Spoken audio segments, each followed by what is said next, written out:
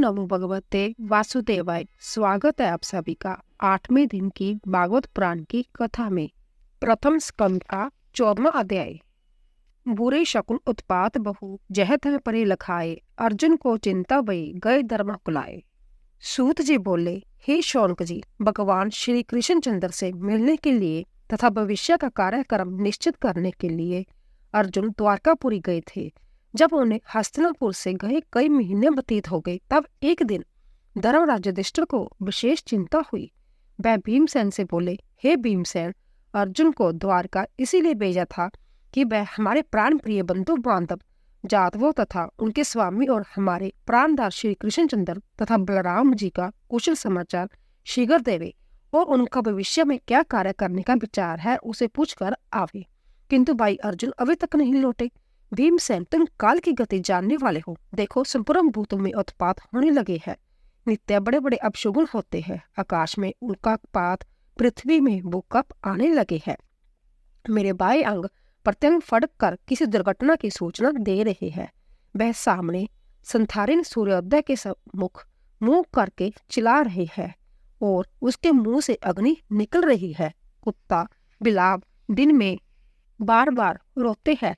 गधे, उल्लू, कौवे और कबूतर रात को कठोर शब्द करते हैं। गायें बाई होकर जाती है। सूर्य चंद्रमा के इर्द गिर्द बारंबार मंडल बैठते हैं। बादल भयंकर शब्द करके गरजते हैं। पृथ्वी पर बार बार बिजली गिरती है। बड़े बड़े बवंडर उठकर सर्वत्र अंधकार में भयंकर आदि उत्पन्न करते हैं। सूर्य का प्रकाश मध्यमसा हो गया है। आकाश के संपूर्ण नक्षत्र तारे एक दूसरे से टकराकर गिर रहे हैं। ग्रत में अग्नि प्रज्वलित करने की शक्ति नहीं रही है। गौएं निरंतर आंसू बहाती रहती है। बछड़ों को दूध नहीं पिलाती। बैल भी उदास प्रतीत हो रहे हैं। देव मूर्तियों से पसीना निकल रहा है। वह रोती सी प्रतीत हो रही है। उनमें कंपन हो रहा है। सर्वत्र श्रीहीनता प्रतीत हो रही है। इन सब बातों को देखकर मेरा हृदय धड़क रहा है। ना जाने जब अपशुगुन किस विपत्ति की सूचना दे रहे हैं। ना जाने भगवान श्री कृष्णचंद्र इस लोक से चले गए अथवा अन्य कोई दुखदायी घटना होने वाली है। धर्मराज युधिष्ठिर जब इस प्रकार चिंताकुल होकर भीमसेन से बातें कर रहे थे, उसी क्षण आतुर अवस्था में अर्जुन द्वारका से आ गए। उनके नेत्रों से अश्रु बह रहे थे। गर्दन झुकी हुई थी। शरीर कांतिहीन था। वह आते ही धर्मराज युधिष्ठिर के चरणों पर गिर पड़े। तब युधिष्ठिर ने घबरा कर पूछा, हे अर्जुन, द्वारकापुरी में हमारे सब संबंधी बंधु बांधव जादव लोग तो प्रसन्न है ना? हमारे नाना शूरसेन तथा छोटे मामा वासुदेव तो कुशल से है ना? हमारी मामी देवकी अपनी सातों बहनों सहित तथा पुत्र पौत्रादि सहित तो प्रसन्न है ना?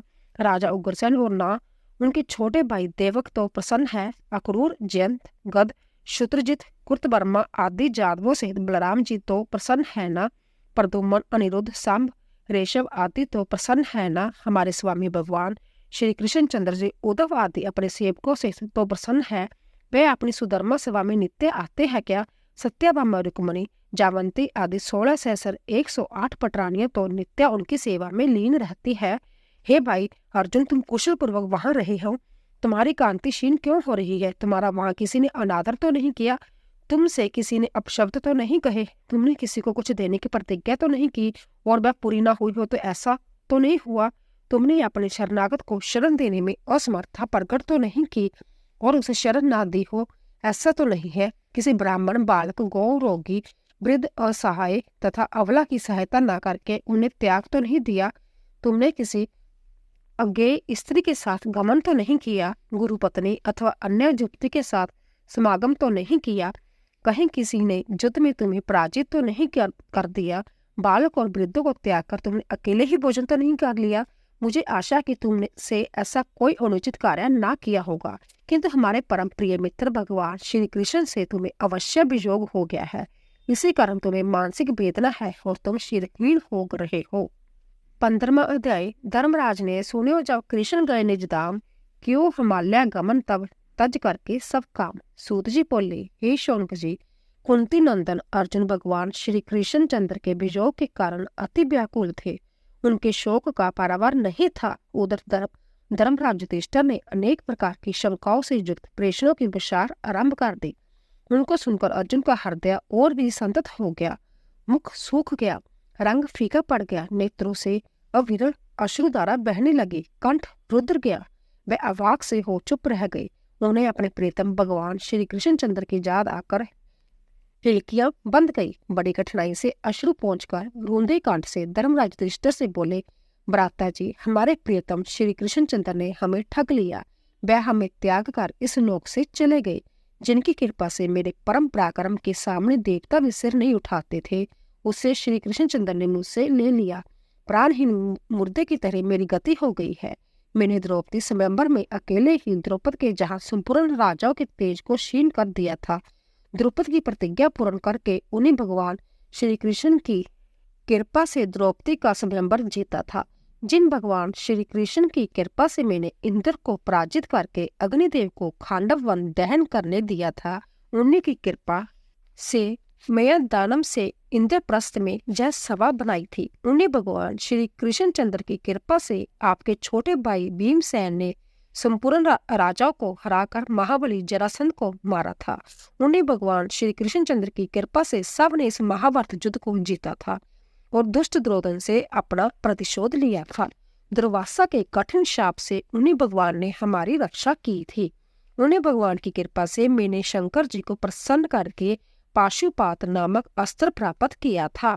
उन्हीं श्री कृष्णचंद्र की कृपा से मैं सशरीर स्वर्गलोक में जाकर देवराज इंद्र के बराबर आधे आसन पर बैठा था।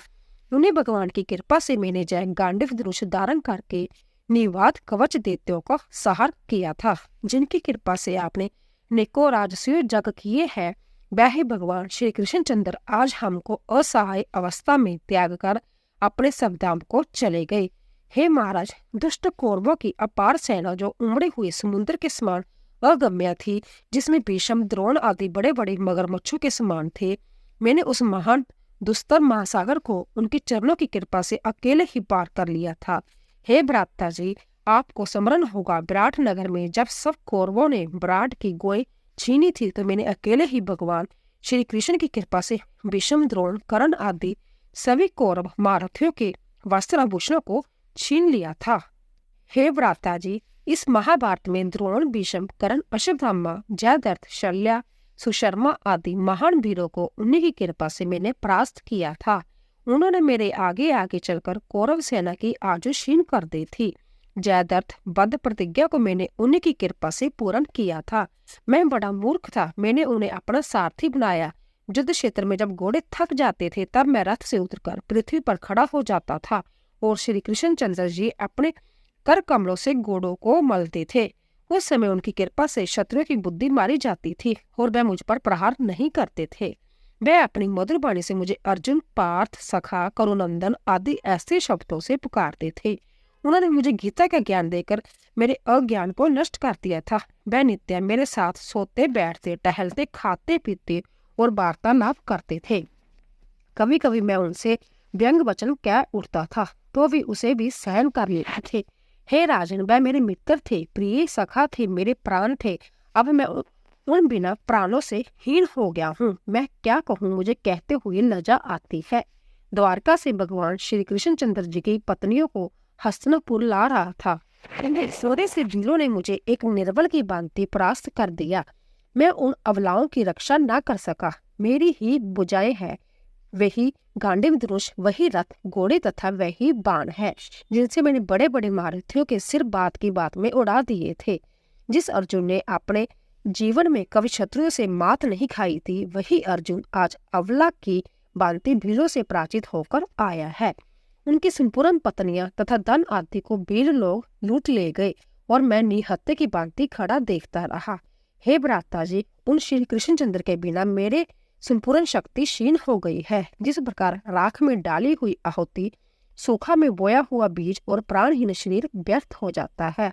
हे राजन, आपने जो द्वारका में जादवों की कुशल पूछी है, वह समस्त जादव ब्राह्मणों के श्राप से दुवंदी अवस्था को प्राप्त हो गए हैं और वह अति मदिरा पान करके परस्पर एक दूसरे को मारने लगे तथा मृत्यु को प्राप्त हो गए।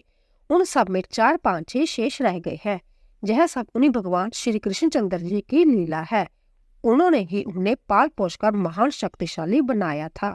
उनके द्वारा समस्त छोटे छोटे राज्यों का नाश कराकर उन्हें लड़ाकर उन जदुवंशियों का इस प्रकार नाश करा दिया जिस प्रकार अथाह समुद्र में बड़े जलजंतु छोटे जलजंतु को खा जाते हैं और 2-4 जलजंतु मिलकर उस बड़े जलजंतु को भी मार डालते हैं।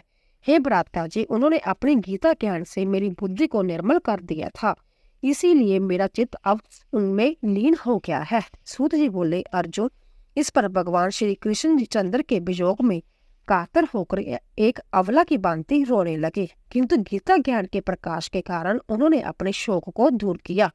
उनका अभिमान चूर हो गया। अर्जुन के मुख से भगवान श्री कृष्ण चंद्र के शब्दानुगमन और संपूर्ण जदुवंशियों के नाश का समाचार सुनकर धर्मराज युधिष्ठिर ने अपना कर्तव्य शीघ्र ही निश्चय किया। उन्होंने अर्जुन से कहा, हे अर्जुन, अब शीघ्र ही हम लोगों को स्वर्ग की ओर चलना चाहिए। घोर कलयुग आने के कारण और श्री कृष्ण चंद्र के बिना हमको अब जहाँ नहीं रहना चाहिए। जब कुंती माता ने भगवान श्री कृष्ण चंद्र शब्दानुगमन का समाचार सुना तो उन्होंने भगवान श्री कृष्ण चंद्र में अपना मन लगाकर शरीर त्याग दिया। भगवान श्री कृष्ण चंद्र ने अपने इस लौकिक शरीर से इस पृथ्वी को बाहर उतारकर उसको उसी प्रकार त्याग दिया जिस प्रकार कोई कांटे से कांटा निकालने के पश्चात उन दोनों कांटों को त्याग देता है। धर्मराज युधिष्ठिर ने कलयुग का प्रसार देखकर जहाँ से महाप्रस्थान करने का दृढ़ संकल्प किया। अपने महाबली पौत्र परीक्षित को संपूर्ण पृथ्वी का राज्य देकर हस्तिनापुर में राज्य तिलक किया तथा शूर सेन देश का राजा बनाकर मथुरापुरी में अनिरुद्ध के पुत्र वज्र का राज तिलक किया। फिर परम ज्ञानी युधिष्ठिर ने प्रजापति यज्ञ किया और संपूर्ण अग्नियों को अपने में लीन करके संन्यास ले लिया।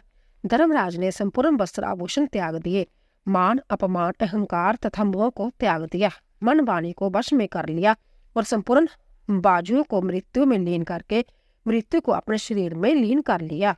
उन्होंने अपने शरीर को सत्य रजतम में ला दिया, इन तीनों गुणों की प्रकृति में लीन कर दिया, प्रकृति को आत्मा में लीन कर दिया और आत्मा को परम ब्रह्मा में लीन कर दिया। उन्हें संपूर्ण विषम ब्रह्मा रूप दृष्टिगोचर होने लगा। फिर धर्मराज युधिष्ठिर ने चीर वस्त्र धारण करके अन्न जल का परित्याग करके मौन धारण कर लिया। उन्होंने अपने केश खोल दिए। फिर वह बिना किसी और दृष्टि किए बहरे के समान घर से बाहर उत्तर दिशा की ओर चल दिए। जब भीमसेन, अर्जुन, नकुल, सहदेव तथा द्रौपदी ने जय देखा कि धर्मराज युधिष्ठिर संपूर्ण मोह माया को त्याग कर घर से बाहर निकल पड़े हैं तो उन्होंने भी उनका अनुकरण किया। उन सब ने भगवान श्री कृष्ण के चरणों का ध्यान किया और अनन्य भाव से उन्हीं के चरणों में लीन हो गए। भगवान श्री कृष्ण चंद्र के प्रेम में मगन होकर वह सब उत्तराखंड की ओर चल दिए। उधर विदुर जी ने भी प्रवास क्षेत्र में भगवन्य होकर शरीर त्याग दिया और वह अपने जमलोक को चले गए।